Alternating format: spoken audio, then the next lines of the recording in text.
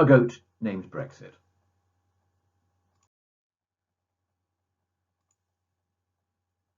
He dreamed that he could reach the sky, but ended up with humble pie. By Adrian Strain. At Kungu Farm in midday sun, 28 goats grazed as one. Time was slow, there was no rush.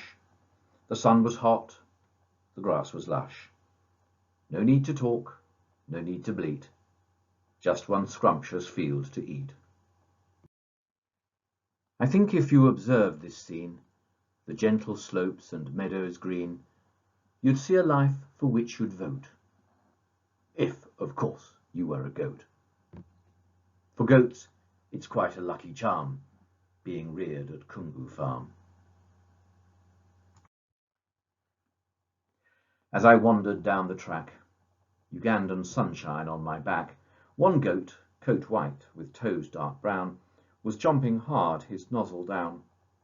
When he saw me, he raised his head and stopped and looked at me instead. We stared. A goat who showed no fear. An Englishman from Hertfordshire. Suddenly, without a sound, the goat climbed up an earthy mound, an anthill built with sweat and tears. Ugandan ants have big ideas. And on this summit, standing proud, my new friend coughed, then spoke out loud. I know I shouldn't really gloat, but don't you think I'm quite a goat? Up here I'm ruler of my land. Just see my view, you'll understand. Those other goats down on the grass, they look, well, rather lower class. Of course, you'd like to take some photos. Snap away. Don't miss my goat toes, or my chest puffed out with pride.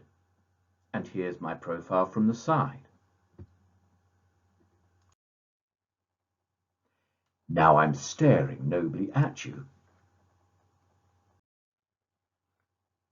And here's my head turned like a statue. And now, the goat said, I must exit. And by the way, my name is Brexit. I thanked the goat for this display, then turned and wandered on my way.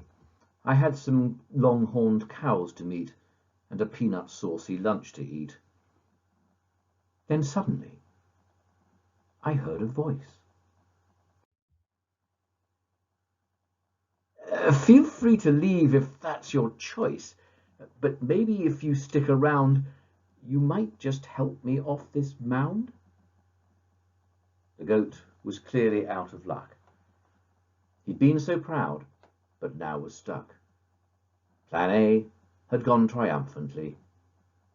Sadly, there was no Plan B.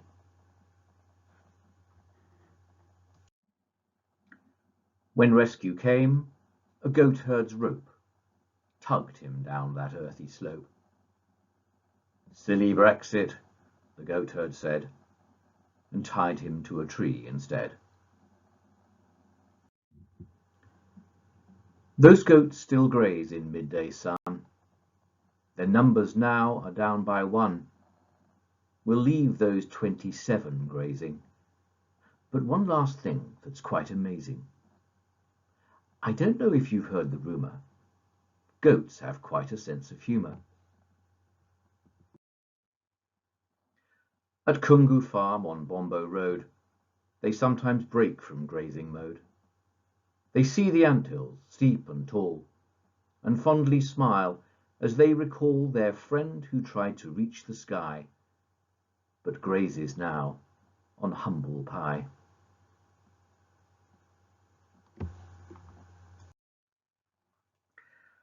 I went back to those meadows green. Some playful kids had joined the scene.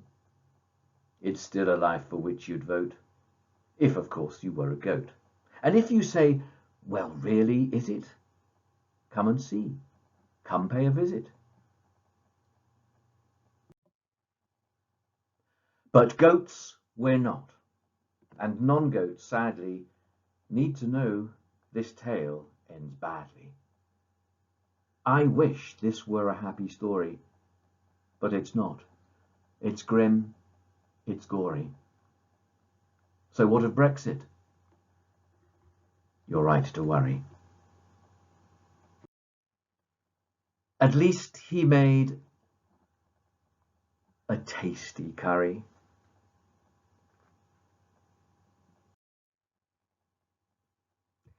Goodbye from Kungu Farm.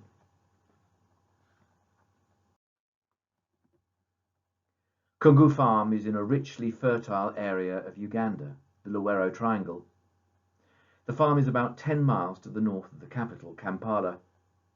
Nearby is the equator and the source of the Nile at Lake Victoria. The farm has goats, ducks, long curved horned Ankoli cows and chickens. Anthills at Kungu grow to several meters high. Animals do not usually climb them. No goats were harmed in the telling of this story.